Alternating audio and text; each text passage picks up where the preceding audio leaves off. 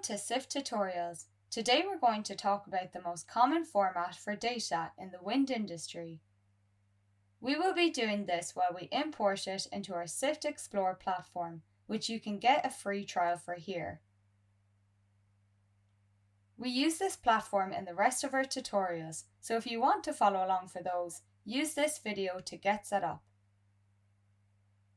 In this series, we use open data from the Penmanshiel wind farm, made available by Cubico Sustainable Investments. Once you've downloaded the data, you will need to unzip it to be able to import it into Sift Explore. The file you downloaded contains more zip files, which you will need to unzip as well.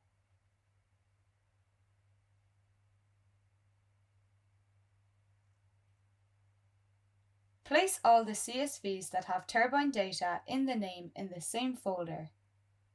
Let's have a look at the content of these files. You can see the timestamps are every 10 minutes. This is a common frequency in the wind industry. The first 4 columns all mention wind speed.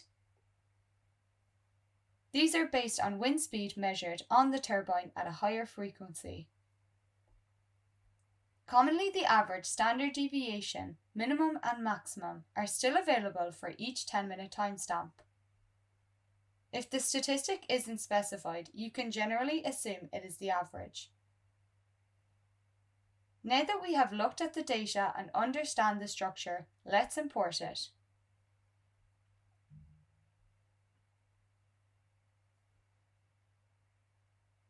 First, we select Directory. You will need to specify the CSV format. Excel doesn't show you the raw formatting of the file, so let's have a quick look at it in Notepad++ and open back up the importer.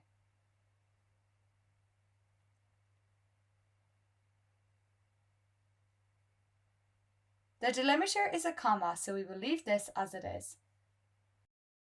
If the quote character is double quotes, we will also leave this.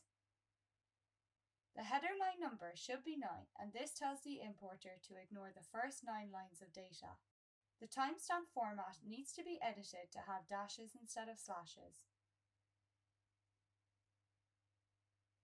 Now we press Update Column Configuration. For the next few fields, you'll need to know a little bit about Sift terminology.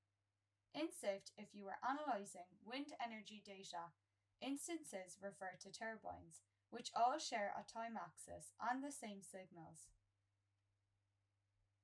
Signals refer to the different features present in the dataset. With this information in mind, let's fill out the instance ID location to be the file name, because the files are separated per turbine. We keep the signal ID as a column header. In the file name format, we will input this format. This is further explained in the user guide. Press the Update Project Configuration button, which populates all the other fields. Select all the instances and click the Import button. Please note this could take over an hour.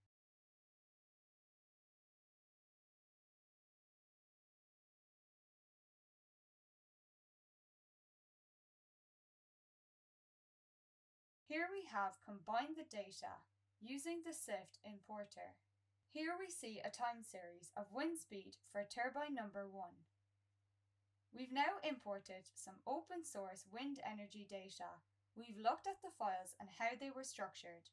If you have any questions on using Sift Explore, you can find the user guide in Help User Guide for more information.